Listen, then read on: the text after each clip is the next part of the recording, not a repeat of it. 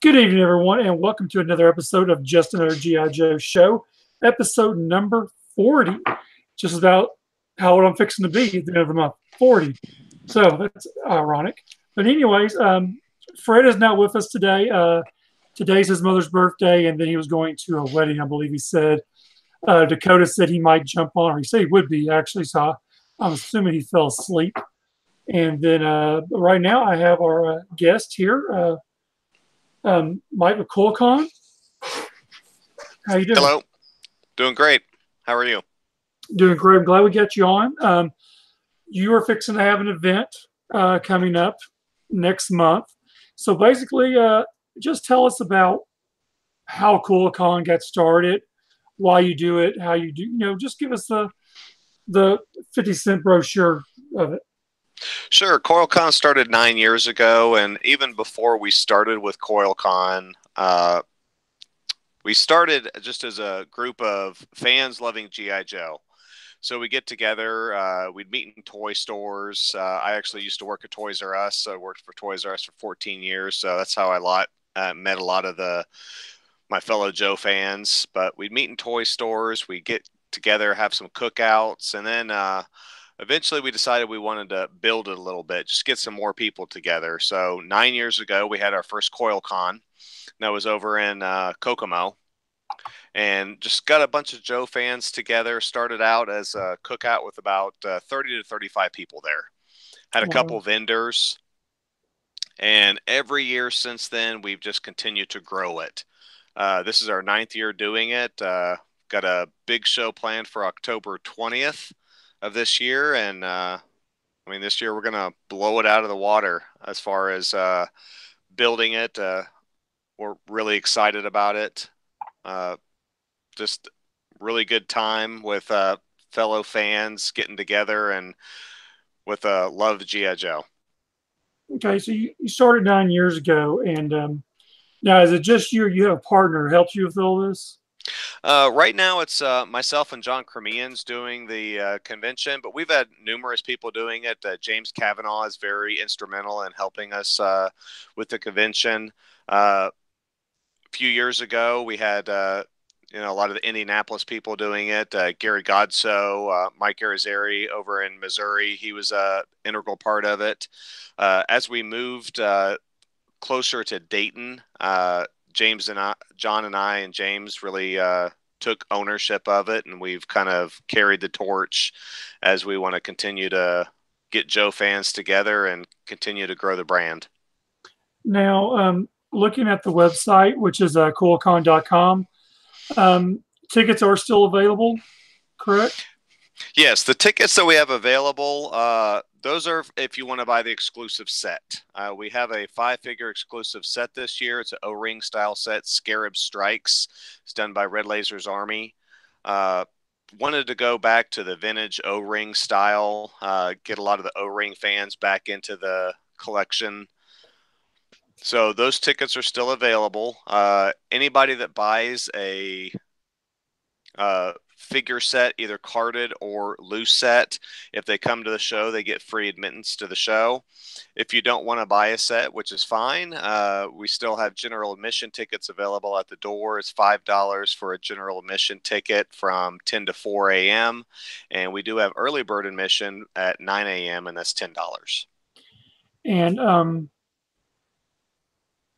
what are the prices again for the if you want to get the figures carded or loose? You said there was 2 different ones. I didn't know that.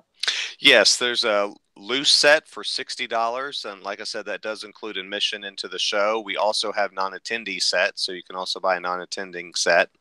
And then there's a carded set, which is 5 individual figures, individually carded on resealable clamshells. Those are $100, and that also includes admittance into the show.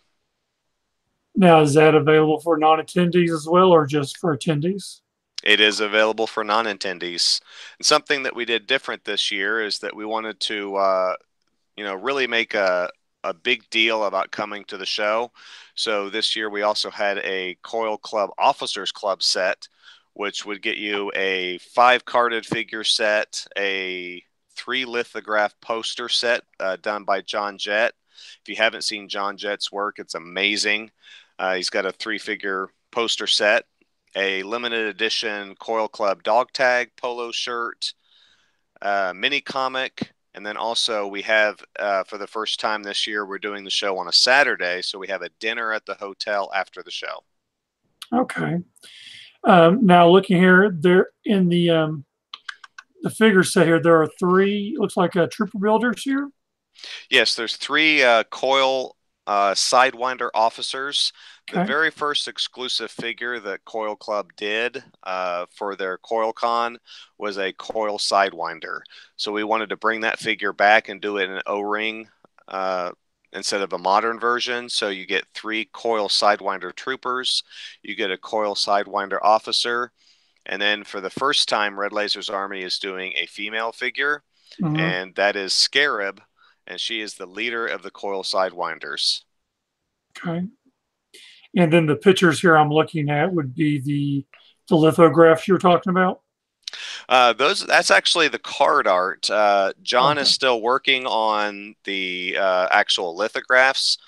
So the exciting thing about the lithographs is when John Jett is done with his art, he's going to be able to take all 3 of the 11x17 posters, and you can either display them separately, or you can put them together and make a giant.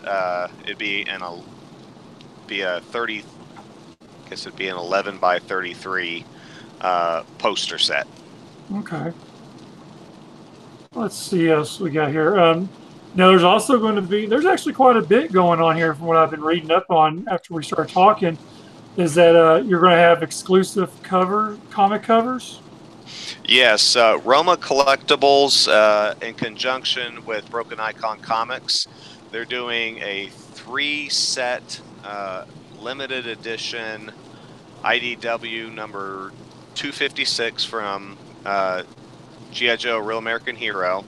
They're doing a 3-series limited edition exclusive cover set that'll be available through both of them. And then also Stuart Sager, who's also a guest at our show. He's a local artist in the Dayton area. He also has 3 exclusive covers that will be available. So if you're into G.I. Joe comics, you want to come to CoilCon, you got the chance of getting 6 exclusive G.I. Joe A Real American Hero IDW comic covers. They're pretty interesting. I think we've talked about these before on some Facebook groups. They look, because they're, let's see, let me get back to that picture. I know one was, let's see here. We got Scarlet and Storm Shadow. What's that other one there? That's Ninja Force Scarlet. And then what is that? Argentina edition, is that correct? Yes, I'm actually pulling up the images right now. So the neat thing about this is that you've got the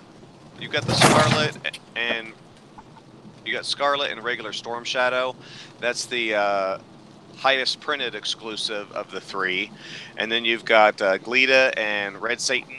That's the next highest, and then in a first for G.I. Joe comic covers, you've got Ninja Force Scarlet and the Ninja Viper, which is a favorite of a lot of the people that have seen the covers. This is actually the rarest G.I. Joe exclusive comic cover that has ever been done by IDW. And how many is that, do you know? Oh, hold on, right here. It looks like 250 copies. 250 copies of that. Okay. Well, it sounds like you got a lot going on for this con. And then, let's see, what else I wanted to ask you about. I saw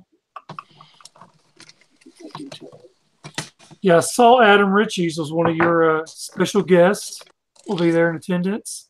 Yes, Adam Riches will be in attendance. So anybody that's a current modern G.I. Joe fan and they get the club exclusive figures, they know Adam Riches' art.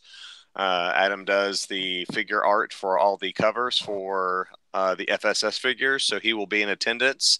He will also have his exclusive cover as well. So I mentioned earlier that we'll have 6 exclusive comic covers available. We'll actually have 7 because Adam will have his cover as well. Okay. And we've got a tremendous amount of fantastic vendors available for fans at the show. We're really excited about the vendors that we've been able to get for the show. We have 3 of the biggest G.I. Joe vendors in the country that are coming to our show. So when you look over our vendor list, which is available on coilcon.com, you'll actually see a lot of the vendors are, if you've ever been to a Joe Con, you know a lot of these vendors. For instance, Chris Neal will be there. He now runs the toy department. He's going to be at CoilCon. I mentioned Roma Collectibles. We couldn't do this show without Roma. They've been by our side the entire time. We've got Hypno Shield, which is actually Brian Kaufman. He'll be at the show. Fantastic Joe vendor. And then just a lot of other great vendors that'll be at the show. I could probably spend our entire time together talking about the vendors. But we've got over 50 vendor tables available, which is more vendors that we've ever had at CoilCon. Just wide range from, we have vendors that go all the way back to the 60s and 70s Joes. So, you know, the old Painted Heads and Adventure Team all the way up to modern. Got a lot of comic book vendors and a lot of artists, and even have some vendors that deal in stuff outside of G.I. Joe that will be at the show as well. So if you're looking for some great toy buys, you got to come to CoilCon. That's all I was just fixing to ask you about was, I know, you know, you never know when you go to a convention what you're really going to find. You know, Joe Con, it was mostly G.I. Joes, but you'd always see someone who'd have a little bit of this, a little bit of that. Now, how would you say the percent on your convention is as far as G.I. Joe toy? What kind of percent would you say is populated by the vendors? I'd probably say about 50-50 right now. You know, we made a big effort to go out and get vendors. Of course, we got the biggest Joe vendors in the country. So if you want G.I. Joe, you come to CoilCon, you're going to find G.I. Joe. But we went out and got some other vendors besides G.I. Joe. We've got the man who shot Luke Skywalker. If you don't know him, if you grew up in the 70s and 80s and you played with the old Kenner Star Wars action figures, this is the gentleman that actually did all the photo shoots for the packaging for the figures. He's going to be at the show. As a side note on him, he actually did a lot of the photo shoots for the Kenner Joe line that was in the Toy Fair and the toy catalog. So he'll actually have prints of those available. We've got several local comic artists, such as Adam Fields. Got a lot of new vendors to the show, Route 68 Collectibles. So I would say it's 50-50, 60-40 on G.I. Joe. Most of the vendors will have some G.I. Joe, but they also wanted to bring some stuff that wasn't G.I. Joe for the everyday fan that's coming into the show. Right. Yeah, because that's what I was also, if you go to coilcon.com and you click on the vendors, you can actually click on each of the profile pictures and it takes you to their, looks like their Facebook page. Is what I'm doing right now. Yep, either their Facebook page. So if you go to coilcon.com, click on the vendors link, it'll actually bring you to either their Facebook page or their website. So as you scroll down the list, you'll actually see all the vendors that we've got, and we've got a tremendous amount of fantastic vendors available. All right, let's see here. And you have to forget, what hotel are you staying at? Is it a hotel convention center together, or? Yes, we're in the main ballroom showroom of the Holiday Inn. It's the I-675 Fairborn Dayton Holiday Inn in Fairborn, Ohio, and it's on Presidential Drive. And how big did you say that square footage is there? How many booths do you have in there? Inside the main showroom, we have 50 booths. 50 booths. Wow. So will you be outside the main room as well, or is it all going to be in one room? Registration, our Coil store, John Cremian's Cremian Creations table, and we're going to have some, little diorama set up outside of the main showroom. And then we also have a audio visual room. It's like an auditorium where we're going to have some panels. One of the panels is going to be Full Force, who, if you know Chris McLeod, he's got a big passion for Action Force. He'll actually be doing a panel on Action Force. Yeah, I actually saw him talking about that. He was going to do that. That's pretty awesome.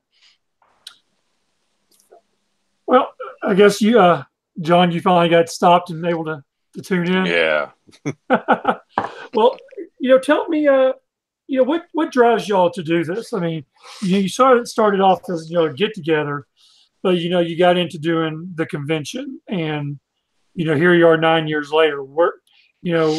What drove you to continue to do what you're doing? Like, you're doing figures, you're doing comic exclusives, you're bringing in guests, and with JoeCon dead, where do you see yourselves going as far as a independent show circuit?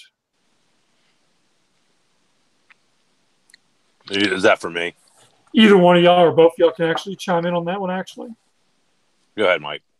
I can jump in. I think the biggest thing for John and me, I met John at Toys R Us. I was a manager at Toys R Us. John came in. He was shopping for G.I. Joes. And, that's how we hit it off. And, that's how I've made a lot of my friends. It's just talking about something that we love. So, as we wanted to keep friendships going and just create fellowship in our fandom. And we also wanted to try to bring in new fans as well. So, I mean, we try to get children to our shows. We're giving away dog tags to all the children that come to our show this year. We're collecting for Toys for Tots for children that come to our show. So we're trying to get new fans into G.I. Joe because it's something that, John's one of my best friends. He's like a brother to me. It's something that's bonded us. It's kind of hard. I don't know if it's hard to explain, but it's not something that we're doing to make a profit. It's two guys that are taking, their own personal money. They're putting it together, and they're trying to create a good show and a good experience for some, the fans of G.I. Joe to remember. We just want to get as many people together as we can just to have a great time, talk about G.I. Joe. I know one of the things that really clicked with John and myself when I first met him many, many years ago is that we both have a passion and an affinity for Adventure Team and the original 12-inch G.I. Joes. Now, my first G.I. Joe was an old painted head action Marine. That's my first G.I. Joe, and I played with a lot of Adventure Team. And then when I met John, that's his passion. That's his love is, the 12-inch Joes. So, it's carried over into the 3 3/4 and then the modern and the 4-inch FSS, etc. But that's why we do it. I mean, we love what we do. It, brings us a lot of joy to us, putting a show together and, putting in extra hours, at home to get a convention together. It doesn't feel like work. It's a lot of fun. I mean, we love every second of it. Absolutely. Now, John, when you went to Toys R Us and met him, did you ask if he was hiding all the G.I. Joes in the back? No, I actually knew James Cavanaugh before, and he knew Mike before that. So I kind of had the lowdown. Yeah. I was hiding all I was hiding all the Joes for James. I was going to say, he already knew where to find them because Kavanaugh knew where they were hiding. That's why I had to go to Toys R Us with James to even get anything. So that sounds kind of like a drug deal going bad. Like, hey, you get the stuff. I got. He wants the stuff. He wants the plastic crack. Oh, you have no idea because most of the time when I would meet with James, it was in a parking lot of either Walmart or Toys R Us. We try to hit the halfway point between. I live in Troy, which is it's about a half hour north of Dayton, and we would always meet halfway, and it was always in a parking lot. of a store, and he would have my stuff. You know, he'd go shopping to pick stuff up, and and he'd pop a trunk, and that's some creepy shit right there, Kevin. we'd transfer to into my truck, and sit and talk for a few, and head out. And I'm sure everybody saw it. What's going on over there? Yeah, what kind of deal's going down over there? Yeah. Well, now that Toys R Us is closed, and of course I don't work there anymore, and I can't get in trouble. I can tell you that I used to watch the invoices of the trucks coming in, and when I saw G.I. Joe stuff coming in, I'd immediately pick up the phone. James, we got the stuff coming in. Yeah. I could literally see Kavanaugh going, yes. Yes. Yeah. Okay. Yeah. So, as far as the exclusive, is this your first year doing toy exclusives? No.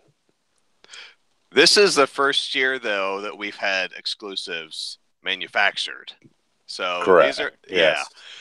Every year before, it was always kind of a Coil tradition, and John can expound on this, but it was a Coil tradition to stay up until about 2 a.m. before the show, hand painting figures, making sure everything was right. But John, when was the first year that we did exclusives? It was actually CoilCon 2 was the first year we had exclusives. The first year it was just a cookout. And then the second year, Jake Hunger got a hair in his butt, decided to do a figure. And he did 25 of the Sidewinders. Yep. And they sold out in less than 10 minutes. So that was like, hey, we ought to do this. So the next year, we went from 25 figures to 2 figures with vehicles. We did the gliders, like the old foam glider, and a pilot for each. And we did 50 sets of those. And that was the, last minute assembling everything. That's what turned John's hair gray. Yeah, absolutely. But every year it was they were hand painted figures. It went from 25 to 250 50 of each. And then the next year we did 50 of each of 2 different figures and 2 motorcycles. And then we dropped it back down to I think it was 35 or 40. So what are y'all at this year as far as exclusives? Number-wise? As far as number-wise, we've got enough to do around 500 sets.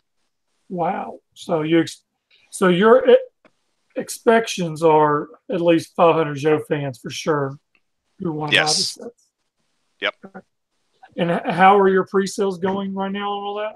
Are they going pretty good? They're going very well. Actually, kind of better than John and I expected. I mean, we kind of jumped into this feet first, and we didn't know what to expect, and really nervous at first. But the sets are selling well. Like I said, it's not something that we're going to make a profit on. It's something that we'll be able to hopefully tweak a little bit next year and keep getting it to what the Joe fans want. And with that being said on that, something I've noticed really, I guess maybe the last year and a half, with people knowing Joe Con was going out and not going to be doing it no more, a lot more of these, fan-run conventions are starting to pop up based on Joe's and doing exclusives. You have Joe Fest out in Augusta, Georgia, and then you also have he's going to kill me if I not remember the name of this damn place. Assembly Required? No, not Assembly Required. It's the one out in San Diego. Evan Foster and all them run that one. Southern California. Shit, he's going to be pissed if he watches this stuff. God. Hold on, Honor. They did some exclusives. I mean, most of what I'm saying really is that these exclusives are pretty much are like selling out Southern Cal Joe Show and Toy Convention. Theirs is actually December the 2nd in San Diego, California. So basically, you kind of got people covering the whole countryside now. You got a West Coast, you got a Central, and then you got an East Coast. So for once, everyone's doing something that the Fun Pub would never do. Which I think is fantastic. I mean, like I said, John and I want to grow the fandom of G.I. Joe. We're not looking to be the next Joe Con. I don't think anybody's going to be the next Joe Con because nobody's got the official backing of Hasbro. I think the regional shows are where it's at. It's where you gather a bunch of Joe fans together. You talk G.I. Joe. You buy G.I. Joes. You trade, whatever. We can do our own exclusives. I think we all need to help each other, and that's what we've done. We've reached out to the other shows. We, advertise for each other, help each other. There's so many great regional shows. I'll end up pissing somebody off by not mentioning it, but you got the Kentucky G.I. Joe Expo. You've got Assembly Required. You got New Jersey Comic Con, Dallas Fort Worth. I know there's more, and I apologize for not mentioning you, but there's a lot of great regional shows, and I think it's fantastic right now to be a G.I. Joe fan because you don't have to spend as much money and travel such a long distance to go to the official G.I. Joe Con when you can hit one of your regional shows and you're going to get a fairly similar experience. Right, because I know some of these places are actually bringing in some of the guests that honestly the club should have brought in their last year and they didn't. Voice actors of all things. I don't know where you go with that, but now, if anything shows you from the past of these convention figures that people have done, and there's very limited runs. Now, take for example, Joe Fest had the Billy figure that sold out instantly and skyrocketed in secondary market. Do you guys expect yours to do the same, or do you hope that you have enough left over where people can still get a fair shake on getting that figure at a decent price? Yeah, when John and I talked about doing an exclusive figure and having it actually, mass produced, and 500 sets is probably mass produced, but we wanted to make sure that as many people that wanted it had access to it. And one of the first things that we decided to do, we said, you know what? We know everybody can't make a Midwest G.I. Joe show in the middle of October. It's just not possible for everybody. So we did the non-attendee set. So if you want the set, if you like the figures, it's going to be available to you. We're going to keep selling them until they're sold out. We'll have the figures available at the show. But really, if you want it, it's available. It's not going to be like the Joe Con figures or some of the other figures. And we've had those figures too. We've done some fantastic figures in the past. We've done Super Cop. We've done Super Trooper, all instant sellouts. And then you try to find them on the secondary market. You're talking $400 or $500 now for a figure that, that's not what we want for our fans. We want people that if you want to be able to get the figure, we want it to be available. Right. And that's something I can really applaud you guys, because out of all the shows, and again, I'm not trying to knock any of these other regional shows because, one's a good friend of mine and one I've been invited to. And it's like, they don't do that. And, they've gone back to make more. But of course, the demand on some of them was just way up there where they couldn't do it. And I actually like this, knowing that you can go online at coilcon.com and go ahead and order that as a non-attendee if you can't make the show. And when can people expect those sets to be mailed to them? As soon as the show wraps up, we'll start getting everything together and start shipping out the end of October, beginning of November. Okay. So still quicker than the club. Anything, let's be honest, anything was quicker than the club. I ain't got to be nice and tiptoe anymore about that guy. I mean, it's kind of a two-man band here, and I mean, it's John and me doing stuff. So I'll get him out as quick as possible. If I can get him out at the end of October, I'll get him out as quickly as I can. But end of October, beginning of November at the latest. Okay. As far as your special guests, you had Adam and a couple other ones. You didn't have any like voice actors or stuff like that, did you? I haven't looked through all yours yet. Not this year. Not this year. We've got go ahead.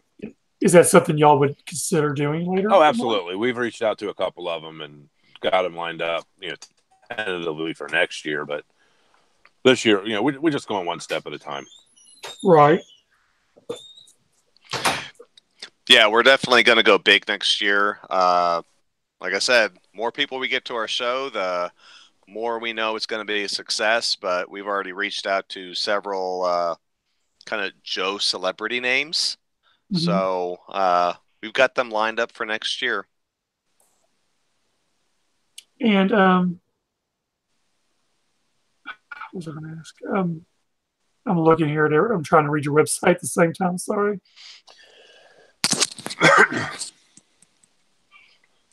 Now, y'all you've never been at the same location very long. Is that right? No, the Holiday Inn, this will be our third year there, fourth year? Third. And you said third, and you say you have booths, 50 booths in the one room. Have y'all kind of gotten pretty grown out of that place by now, or? This year will tell. I mean, it's pushing the seams, yes. Is it? And what's your? But we do. There are other rooms available, if we need to spill into. Right. And your ballpark. What was your attendance last year? Last year we kind of joined in with the Kentuckiana G.I. Joe show, mm-hmm. and correct me if I'm wrong, John. They probably had a good 750. I was going to say 800. Yeah. Yeah. They actually had more. They had enough last year that they had to move to a larger location this year. So that's what we're hoping for this year, by the way. Oh, yeah. We want to keep moving. And I've already talked to John about it. A lot of people say, well, Dayton, Ohio, what's in Dayton? Well, actually, there's a lot in Dayton to do. We do it in Dayton because both John and I live around Dayton, so it's convenient. But there is the United States Air Force Museum, which if you've never been to the Air Force Museum, it's a must-see. Numerous local toy stores to go to. It's kind of like a toy nirvana around the Dayton, Ohio area. But as we grow our show, we're not up against going, and it's still going to be a Midwest show, mm-hmm. Because it's John and I running it from Dayton, Ohio. But, I mean, we're not up against moving to a bigger city. Okay. And it's whatever, it's what dictates, so. Right. I mean, I kind of, here in Arkansas, I do a convention as well. And, of course, it's not a Joe theme, just a regular Comic-Con. But I think it was like my fourth year when I was at this one location. And we had changed up what we were doing, and the attendance, doubled. And at that time, we had 450 show up in a small hotel. And we ended up having to move into an event center. And when we went to that event center the following year, we had doubled again, over 1,000 people that next show. So, I mean, of course, it's doubled since then, of course. But I mean, you always try to figure out what works best. If you got a small show, keep it small, I guess, or try to grow it big is what I did. And you get more people out there, and then you just got people everywhere, more than you know what to do with. I mean, our first show was, 30 people at a barbecue. Yeah, that's what he told me, it was at a barbecue. Yeah. That's pretty cool. So tell us, we talked about CoilCon. Tell us about y'all selves a little bit, what got you into Joe's, why you do Joe's, what are your feelings on the last shipment of FFS, if you got it, or stuff like that? I'll go first on that. So what got me into Joe? I'm one of two middle children in a fairly large family. So I got a lot of hand-me-down toys. So some of the hand-me-down toys I got was my older brother's G.I. Joe toys, which was 12-inch because he was born in the 60s. So, like I said, my first G.I. Joe, the toy that I ever played, was a 12-inch G.I. Joe Action Marine. And I've still got it to this day. It's in my collector's case, and I got a lot of his Adventure Team figures. So I played with those so much, I kind of, wore them out. I don't have any of my old Adventure Team stuff anymore, but that's what got me into Joe. And then it progressed to, late 70s Star Wars came out, and, He-Man was coming out. And then all of a sudden, in 1982, I see, G.I. Joe popping up back on the shelf. And I remember to this day, I was in Target with my mom, and we were going grocery shopping, and I saw G.I. Joe sitting on the shelf again. And I had to have a G.I. Joe because that was my favorite toy growing up was my 12-inch G.I. Joes. And then I see these new G.I. Joes. So the one that I picked out, because it looked so similar to the Adventure Team G.I. Joes, I picked out a straight arm breaker. That was my very first G.I. Joe because to me it reminded me of the old Adventure Team, fuzzy head, flock G.I. Joes. So that's what got me into it. And ever since then, I grew up reading the comic book, loving the cartoon, collected every single toy that I could get, but it's something that just drew me into it. Just the storyline, the characters, all the variety of figures and vehicles. To this day, I've still got my entire collection. I keep growing it, much to the chagrin of my wife. But oh yeah, that's what got me into it.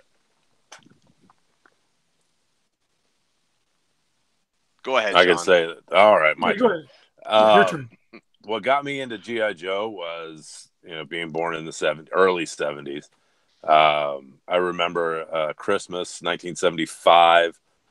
We got, I have an older brother and a younger brother, and we each got an Adventure Team play set. My older brother got the training tower. I got the Sandstorm Survival Jeep, and my younger brother got the Fate of the Troubleshooter. And I still have the original tower. I have the Sandstorm Survival, but my younger brother destroyed the Troubleshooter. But I have got the original Vulture from that, and I have reacquired another Troubleshooter since. So I've got the complete sets of all of those again. But my first G.I. Joe was a 1970s Sea Adventurer, and he still stands proud in my collection today. Then, like Mike said, in 82, when the little guys come out, I remember running into a store called McCrory's. It was like a 5 and dime around here, and saw the figures. And my older brother had a paper route, so he was able to buy stuff. And I grabbed a Flash and the Cobra Troopers, and those were my first Joes. And basically never stopped buying. That's how a lot of it happens to a lot of us. Yeah. And being the age where we had both the 12-inch and the little 3 3/4 inch, put us in high school, late high school, in the heyday of G.I. Joe. Absolutely. Yeah. And I had a job. So I was able to take my check and, hit the mall, hit Toys R Us, and when the new stuff was out, buy one of everything. Yep. And, just kept doing that. And then in the early 90s, when they brought the 12-inch back out, I started buying those again because it was, the love of the 12-inch stuff. And I've got an extensive 12-inch collection and, most of the little guys. So, Yeah, I was just fixing to ask you. Do you collect the club's 12-inch stuff as well? I've got most of it. I need a lot of the convention sets, but I've got most of the other stuff from them. Yeah. I've collected all the 12-inch club stuff that I can get, and I think John's got the stuff that I don't have, and I've got the stuff that John doesn't have. So we can share pictures back and forth, and we're jealous of each other's collection. Yeah. But my passion here lately has really been getting into the 12-inch stuff again. I think it's just, just kind of pulls at the heartstrings a little bit. I collect all the current club stuff. I've got every single FSS figure. I'm gonna get the final 12. I've put out everything. I've given them every dollar that they've wanted from me. But my passion right now is really with the 12-inch stuff. So John and I talk a lot. We're shooting pictures back and forth all the time of CotswoldEliteBrigade.com. I could create enemies. I could spend my entire paycheck on Elite's Brigade. Since you mentioned, let's just talk as regular guys here, and we're talking about, you're a consumer, even though you're a promoter as well. When which one was it? Not this shipment that just came in, but when Hawk and Cobra Commander came in, how did y'all feel about that? Cobra Commander I was okay with. Hawk I thought looked I keep all mine on card right now. I don't actually take them out and display them. He's not sitting on the front of my peg hook. He's sitting near the back because I just thought the colors were hideous. Right. And if you didn't tune in last show, Bobby Valla came on and validated the reasoning on what happened on that figure was that he took full responsibility for sending the club the wrong colors on the mock-up images or in the file or something along the lines of that, and so he owned up on that one. Now, my Cobra Commander, I had to send back because his left leg knee pin doesn't go all the way through. So when you try to spread his legs out to put him on the peg holes, his leg comes apart. Oh, that's not good. And when I sent it back and they sent me another one, the other one did the same damn thing. Oh, wow. So John Russell is supposed to fix that for me next time we meet up. So we'll see how that goes. Yeah, unfortunately, there has been a lot of quality control issues in the latest shipments coming out. I've seen pictures of Crystal Ball with the same issue as Major Blood. No beard. No mustache. Oh, really? Oh, wow. Yeah. I haven't seen that one yet. There's been some pictures popping up of him with the paint app not applied to the mustache, which that's iconic for that character. Let's see. I think Budo, someone had said Budo had his neck was made to be like he was wearing something, but they put flesh tone on it. That's why it has the wrinkles in the neck. Oh, geez. Yeah. Now, unfortunately, with me, I had a child in 2008, right when the 25th stuff and all the movie stuff was coming out. So I haven't been able to open anything since then. Oh, wow. I had to give up the Joe room in the house for the girls. So everything I get is still in package, and all of the FSS figures so far are still in their mailers in a bigger box sitting there. So I look at them, they come in, I open them, I look at them, put them back in the box. And so one of these days I'm going to have this amazing, an amazing opening party. Right. Open them all. Free them from their plastic cages. 10 years of collecting I'll be able to open. So wow. See, now I noticed someone pointed out, and I think one of the ones I had did it. The left shoulder is on backwards on Crystal Ball. The only issue I think I've had with the FSS was Guillotine was missing his knee pad. Out of all the FSSs, that's the only one I've had that had an issue that I've had to return. Backward shoulder is something I think I can handle, but like no knee pad, no sir. Dakota finally chimed in. He had a little weather issue down there in Louisiana. Yeah, the only issue sprinkles and we're all drowning. So okay, great. Only issues I've had with the FSS figures, I've had to send off, I think, back 3 figures. 2 of them had the bubbles coming off, so you take them right out of the mailer box and they're coming right off the bubble, off the card back, and then just... I think I had 2 like that. Yeah, smashed card backs. My Pythona was like that, yeah, where the bubble just pooped right up, which I was cool with. I wanted to open her up anyways, but yeah, someone who collects mint and sealed box, that's a no-no. Yeah, the only figure I've ever had to return was that Cobra Commander, which was a couple weeks ago or a month ago, whatever it was, we got him. And I've had that same issue again. So I'm like, well, I'm not even going to waste my time because I'm sure it'll be, well, that's probably just going to be a common issue. We can't keep sending you Cobra Commanders because you're upset. You know, Jesus. Now, as far as the final 12, what are you guys interested in getting most fall? The Adventure Team guy and the Coils of Doom. Same here. Yeah. Mine, of course, will be Tiger Force and the rest of Slaughter Marauders. I think those are the only ones I'm going to get. I'm not going to get the rest of them. I'll get all of them. There wasn't anything in the final 12 that really piqued my interest. I was hoping for some like out of left field kind of stuff and didn't get it.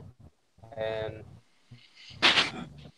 well, what we got out of left field was a Funko School Color Hawk. That's what your out of left field was. That was a surprise. No, I think they did it. I love the fact that they did the Adventure Team guys. Yeah, I thought that was actually pretty neat that they did that. And, you know, even the sets before, the 4 sets they had prior, now they did this other one in this set. I thought that was pretty cool. I think there's so much potential they could have done with Adventure Team in the 4-inch scale. That I think it's just a missed opportunity that I think it would sell well. I don't know. To get back on the CoilCon, when are your online ticket sales come to an end? 2 days before the show. 2 days for the event, and your show is October 20th, so that means the 18th to be the last day? Yes. Okay. And as far as the 500 exclusives, that 500, was that 500 loose and 500 card, or is that 500 combined? 500 total. Combined. Okay, so is this 50-50 or is it 40-60 or? Well, that's the neat thing about online sales is that if we see, right now we're selling a few more loose sets than carded, but we do have a lot of people that are buying one carded set and a loose set to go with it. Oh, that's good. Yeah, we kind of wanted to do a, army builder type set. But right now it's probably about 60-40 as far as loose carded. So someone who hasn't brought up to speed, what is the exclusive, or have you? Yeah, they've already. Go ahead. Tell me again about it. So for those that may not watch the entire podcast, which you should, the exclusive set is a 5-figure O-ring set. It's Scarab Strikes is the name of the set. It's got Scarab, who is the leader of the Coil Sidewinders. We have a Coil Sidewinder officer and 3 Coil Sidewinder troopers. And the card art for the set is done by John Jett, who does fantastic art. The cards will actually be designed by Mr. James Kavanaugh Jr. So if you've seen any of his card art renderings that he's done at the JoeCon, then you'll know what to expect. He does fantastic stuff. And as a first, I actually wrote the cards, so I was pretty excited about that. Oh, nice. Pulled out my inner Larry Hama in me. I'm looking here for people who are non-attending, like me and Dakota will be, on y'all's ticket site. It's hold on, I had it pulled up right. Loose figure set non-attendees shipped is $70 plus the online registration fee. So, that's not bad at all. No, compared to what we were paying before, yeah, dude, I was just like, oh man, there's $300, but no, now I'm just like, oh, okay, cool. Yeah, 75, 95 five figures, so. Right, 3 are a trooper, and then an officer, and then the lady, which is the first time they're actually produced a female one. Is that correct? That is correct. I remember you saying that. Okay, so all right. And you're on Eventbrite. Yes. Yeah, so if you can't find the link under CoilCon, there is Eventbrite. I'm sure you can go to Eventbrite, just type in CoilCon, they'll bring that up. Yeah, CoilCon you can also 9. Yeah. CoilCon 9. Yeah, it's www.coilcon9.eventbrite.com, I believe is the address. Mm-hmm. And there's also a link to it on our Facebook event page. And you also, it's one thing we haven't talked about. You do look in here. You have Facebook, Twitter, Google Plus accounts. Yes. For the social media outlets. And Instagram. Okay. Oh, you got a lot of stuff. Hold on. Facebook, Google, email, Reddit, whatever that is. Never heard of that one. Reddit's something the kids use these days, Mike. Oh, we're too old for this shit. All those hip kids. Yeah, too old for this. With their vape pens and their fancy haircuts. Don't look that great. That's out past my range. Tumblr, I know what that is. What is that? LinkedIn. Whatever. I don't use that. I'm sorry. LinkedIn. How do you not know what LinkedIn? I don't know, dude. I do Facebook and Twitter and half-ass do Instagram. Sometimes I put in notes in the funnies for the papers too. Shut up. I still write letters and lick stamps, so. I know, right? So, guys, we're winding up on your hour here. So, just tell people one more time about tell them if they're in the area why they should come, because of course, there's more than just G.I. Joe there, right? Absolutely. First of all, if you've never been to Dayton, a must-see attraction in Dayton is the United States Air Force Museum at the Wright-Patterson Air Force Base, which, by the way, is G.I. Joe related, because if you've kept up in the comics, that used to be one of the headquarters for G.I. Joe was Wright-Patterson Air Force Base. But the museum is spectacular. Beyond that, it's free of charge. You get in free. They've got how many Air Force Ones? 2 or 3 Air Force Ones. The last one they got was they have Kennedy's Air Force One. They have I think it's Truman's. Thought they had Reagan too. Dwight Eisenhower's. They have a small. I'll call it a Learjet. I'm not sure if that's exactly what it is, but it's the only aircraft that 4 presidents rode on at the same time. I was about to say, you mean to tell me that there's a brand new Air Force One every new president? No. Actually, this little one was. I'm hope I get this right. I think it was Ford, Carter, Reagan, and Bush. Maybe I forget. They all went to Egypt for someone's funeral, and they all rode together on that airplane. And it's the only one that 4 presidents have rode on together. Man, like, just imagine. That's wild. So it's imagine the common conversations on that thing. Yeah, right. The Air Force One that Kennedy, his Air Force One. You can see where they actually cut the door larger so they could put the casket up in the main. Really? Yeah, instead of the cargo hold, because the pilots refused to fly with him in the cargo hold. So they had to remove a couple of rows of seats. That's loyalty, man. Yeah, that's loyalty right there. They had to remove a couple rows of seats and cut the door larger so they could get the casket in. And then, had the seat where she sat and where he was sworn in. And, it's really neat. So where was he actually in the plane at when they put him in there? They were going to put him in the cargo hold. Right. But instead, they cut the door, the back door.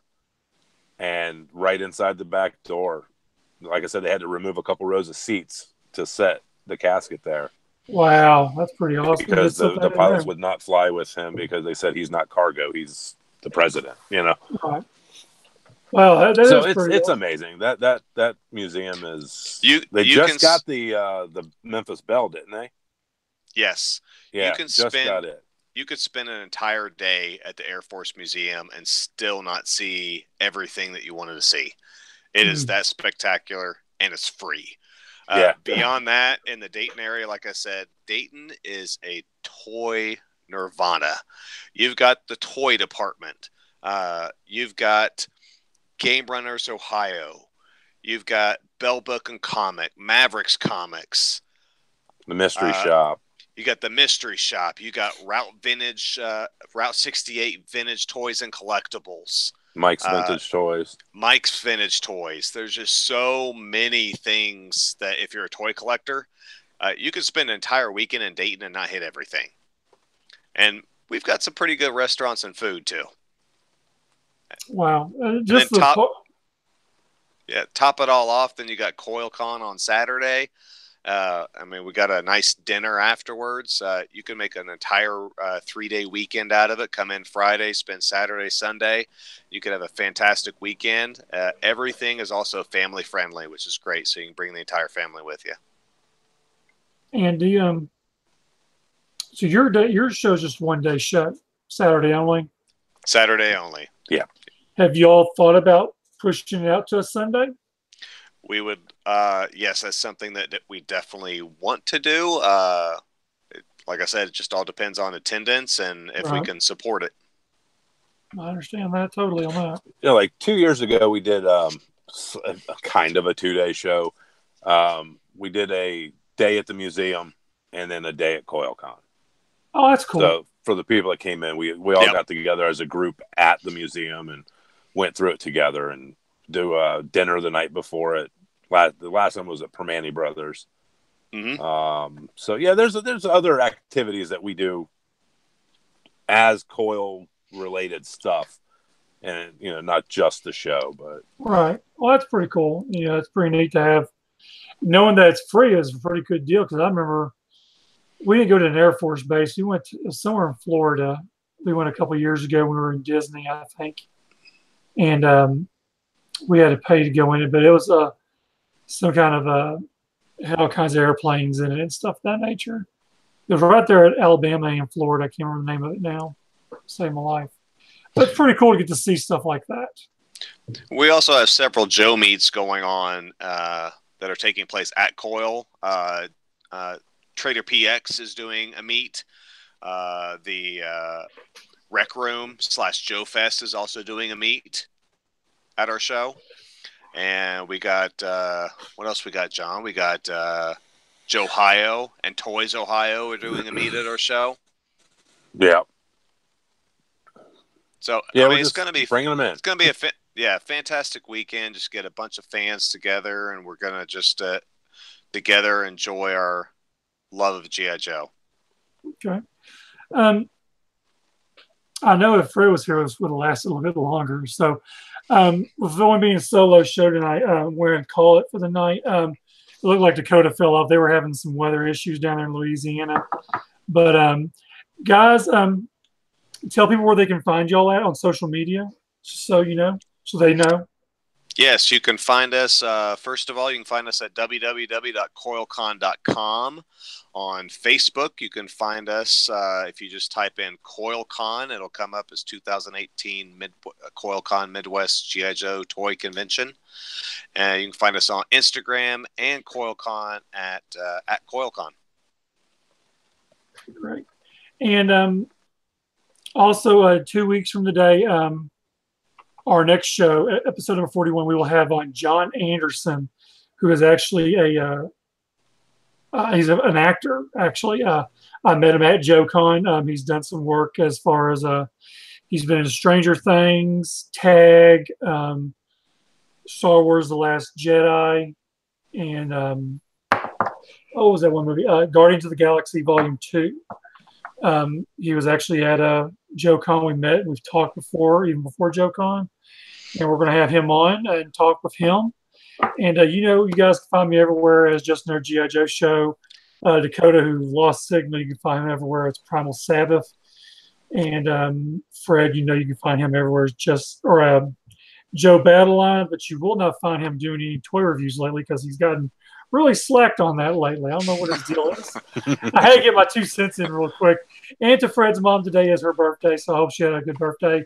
Happy birthday, Fred's mom. Even with Fred around, I hope she still had a good day. Gosh, we won't hang around him all day. So thanks for tuning in, guys. Hope y'all watched it afterwards. Have a good night.